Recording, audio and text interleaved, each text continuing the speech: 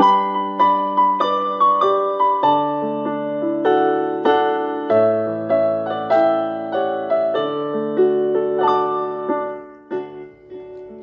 salam sejahtera bagi Bapak Ibu, Saudara-saudara, anak-anak yang dikasihi oleh Tuhan Yesus Kristus. Berjumpa kembali bersama saya, Pendeta Eka, di dalam renungan firman Tuhan pada hari ini, hari Senin 16 Januari 2023. Sukacita dan damai sejahtera dari Tuhan Yesus kiranya menyertai kita sekalian. Puji nama Tuhan. Sampai pada pembacaan firman Tuhan hari ini, yakni kitab Ratapan pasal yang keempat. Kiranya firman Tuhan memberkati kita. Baik, sebelum kita akan merenungkan bagian firman yang kita baca hari ini, mari kita berdoa. Tuhan Allah Bapa di surga, di dalam Yesus Kristus, kami datang kepadamu mengucapkan syukur dan terima kasih atas kasih setia Tuhan, penyertaan dan berkat yang sungguh nyata kami alami dari hari ke hari. Dan kami pun pagi hari ini mau diberkati oleh kebenaran firman Tuhan. Biarlah Engkau yang mampukan untuk kami dapat memahaminya. Kau juga menolong kami untuk dapat menerapkannya dalam hidup kami. Sehingga hidup kami memuliakan Tuhan. Karena firman Tuhan boleh kami genapi. Terima kasih Bapa, inilah diri kami. Kami sedia untuk pasang telinga dan hati kami untuk kebenaran firman-Mu. Demi nama Tuhan Yesus kami berdoa. Haleluya. Amin. Ratapan pasal 4 ayat 1-22. Demikian firman Tuhan. Sungguh pudar emas itu. Emas murni itu berubah. Batu-batu suci itu terbuang di pojok tiap jalan. Anak-anak Sion yang berharga, yang setimbang dengan emas tua, sungguh mereka dianggap belanga-belanga tanah buatan tangan tukang periuk. Serigala pun memberikan teteknya dan menyusui anak-anaknya. Tetapi putri bangsaku telah menjadi kejam seperti burung unta di padang pasir. Lidah bayi melekat pada langit-langit karena haus. Kanak-kanak meminta roti tetapi tak seorang pun yang memberi. Yang biasa makan, yang sedap-sedap mati bulur di jalan-jalan. Yang biasa duduk di atas bantal kirmisi terbaring di timbunan sampah. Kedurjanaan putri bangsaku melebihi dosa Sodom yang sekejap mata dibongkar bangkir tanpa ada tangan yang memukulnya. Pemimpin-pemimpin lebih bersih dari salju dan lebih putih dari susu. Tubuh mereka lebih merah daripada merjan, seperti batu nilam rupa mereka. Sekarang rupa mereka lebih hitam daripada jelanga. Mereka tidak dikenal di jalan-jalan. Kulit mereka berkerut pada tulang-tulangnya, mengering seperti kayu. Lebih bahagia mereka yang gugur karena pedang daripada mereka yang tewas karena lapar, yang merana dan mati sebab tidak ada hasil ladang. Dengan tangan sendiri wanita yang lemah lembut memasak anak-anak mereka untuk memakan mereka tak kala runtuh putri bangsaku. Tuhan melepaskan segenap amarahnya, mencurahkan murkanya yang menyala-nyala dan menyalakan api di Sion yang memakan dasar-dasarnya. Tidak percaya raja-raja di bumi pun seluruh penduduk dunia bahwa lawan dan seteru dapat masuk ke dalam gapura-gapura Yerusalem. Hal itu terjadi oleh karena dosa nabi-nabinya dan kedurjanaan imam-imamnya yang di tengah-tengahnya mencurahkan darah orang yang tidak bersalah. Mereka terhuyung-huyung seperti orang buta di jalan-jalan, cemar oleh darah sehingga orang tak dapat menyentuh pakaian mereka. Singkir, najis, kata orang kepada mereka. Singkir, singkir, jangan sentuh. Lalu mereka lari dan mengembara. Maka berkatalah bangsa-bangsa, mereka tak boleh tinggal lebih lama di sini. Tuhan sendiri mencerai-beraikan mereka. Tak mau lagi ia memandang mereka. Para imam tidak mereka hormati dan orang-orang tua tidak mereka kasihani. Selalu mata kami merindukan pertolongan, tetapi sia-sia. Dari menara penjagaan kami menanti-nantikan suatu bangsa yang tak dapat menolong. Mereka mengintai langkah-langkah kami, sehingga kami tak dapat berjalan di lapangan-lapangan kami. Akhir hidup kami mendekat, hari-hari kami sudah genap. Ya, akhir hidup kami sudah tiba. Pengejar-pengejar kami lebih cepat daripada burung Raja Wali di angkasa. Mereka memburu kami di atas gunung-gunung, menghadang kami di padang gurun. Orang yang diurapi Tuhan, nafas hidup kami tertangkap dalam pelubang mereka. Dia yang kami sangka, dalam naungannya kami akan hidup di antara bangsa-bangsa. Bergembira dan bersukacitalah, hai putri Edom.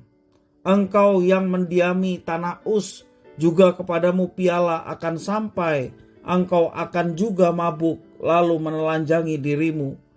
Telah hapus kesalahanmu, putri Sion, takkan lagi Tuhan membawa engkau ke dalam pembuangan, tetapi kesalahanmu, putri Edom, akan dibalasnya, dan dosa-dosamu akan disingkapkannya. Bapak Ibu, saudara-saudara yang dikasihi oleh Tuhan Yesus Kristus, di dalam pasal yang keempat ini ada kemiripan dengan pasal yang kedua.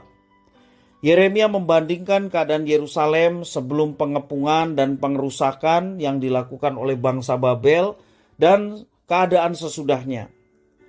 Lalu penulis menyatakan bahwa semuanya itu terjadi karena keberdosaan bangsa Yehuda. Dalam ayat 13-16 dinyatakan demikian. Kemudian di pasal yang keempat ini ditutup dengan keyakinan umat bahwa pertolongan dari pihak manusia itu menjadi sia-sia. Sia-sia belaka pertolongan dari manusia. Umat juga memohon agar Tuhan sendiri yang membalas kejahatan bangsa Babel. Apa yang dilakukan oleh bangsa Babel itu sangat kejam. Mereka begitu brutal dan tidak berperi kemanusiaan. Mereka mengejar, mereka menganiaya, menyiksa, bahkan membunuh tanpa perasaan. Itulah kekejaman bangsa Babel. Tak satu pun yang luput dari keberingasan bangsa Babel. Para penguasa Yehuda, juga bangsawan dan pemimpin agama, bahkan bayi pun turut menderita karena keberingasan bangsa Babel. Tidak pernah ada kengerian sehebat itu. Kejadian yang membuat orang tidak hanya menderita tetapi juga melakukan kekejian demi mempertahankan hidup. Itu yang dikatakan dalam ayat yang 10. Karena itu Yeremia bernubuat, lebih berbahagia mereka yang gugur karena pedang daripada yang gugur karena kelaparan. Dikatakan demikian. Kekejian orang-orang Babel membuat mereka tidak menghormati para pemimpin agama. Yeremia mengatakan bahwa semua itu bukan karena semata kekejian mereka, tetapi juga berbagai dosa yang dilakukan oleh nabi-nabi palsu. Mereka sepatutnya bernubuat dan menyampaikan kebenaran dan keadilan Tuhan, namun mereka tidak melakukannya. Sebab mata hati mereka dan mulut mereka telah dijejali kekayaan dan kemewahan hidup. Mereka juga menjerumuskan bangsa Yehuda hidup dalam keberdosaan. Kini mereka pun merasakan dampak negatif yang merusak. Mereka tidak hanya menderita tetapi harga diri juga turut terkoyak-koyak. Bapak Ibu saudara-saudara yang dikasihi oleh Tuhan, harta dan kekayaan bisa membungkam mulut kita untuk berhenti menyuarakan kebenaran dan keadilan. Karena itu, marilah kita memohon kepada Tuhan agar diberikan kemampuan untuk melakukan kewajiban yang baik dan yang benar. Yang baik bermanfaat bagi orang lain, tentunya dalam kebenaran standar firman Tuhan yang menjadi patokan apa yang kita lakukan. Berdoa agar kita mengedepankan kehendak Tuhan melalui kehidupan dan pelayanan kita. Percayalah, ketika kita mengedepankan apa yang menjadi kemauan Tuhan atau kehendak Tuhan, maka penyertaan Tuhan itu sungguh nyata. Walaupun seringkali Tuhan membawa kita ke dalam sesuatu yang secara pribadi kita tidak menginginkannya. Tetapi ketika Tuhan yang meminta untuk kita memasukinya dan kita melakukannya dengan rasa syukur, maka penyertaannya itu sungguh nyata. Dan Tuhan siap memampukan kita untuk menjalani semuanya itu Bahkan Tuhan memberikan kekuatan ekstra untuk kita dapat melampauinya dalam kemenangan bersama dengan Tuhan. Karena itu Bapak Ibu Saudara, jangan kompromi terhadap sesuatu yang menyimpang dari apa yang dikehendaki oleh Tuhan. Menyimpang artinya dosa. Jangan kita justru kompromi dengan hal demikian. Karena hal demikian tidak menyenangkan hati Tuhan dan membawa kita kepada kesulitan di dalam kehidupan. Tetapi percayalah, ketika kita mampu untuk memilih sesuatu yang sesuai dengan rencana dan kehendaknya, kita juga diberikan kemampuan untuk mengatasi setiap tantangan. Tentunya semua itu berkat pertolongan dan kuat kuasa dari Tuhan yang memampukan kita sekalian. Kiranya firman Tuhan memberkati kita. Mari kita berdoa. Tuhan Allah Bapa di surga, di dalam Yesus Kristus, kami datang padamu mengucapkan syukur atas firman Tuhan. Ya Tuhan, biarlah pengalaman bangsa Yehuda, termasuk juga para nabi yang tidak berani menyuarakan kebenaran, dan pada akhirnya mendatangkan kesengsaraan, baik bagi para nabi itu sendiri, demikian seluruh bangsa yang tidak mau dengar-dengaran. Biarlah ini menjadi pembelajaran bagi kami, untuk senantiasa memasang telinga dan hati kami untuk kebenaran firman Tuhan.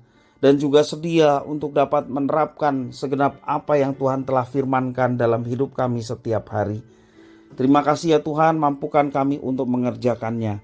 Demi nama Tuhan Yesus Kristus, kami sudah berdoa dan bersyukur. Haleluya. Amin.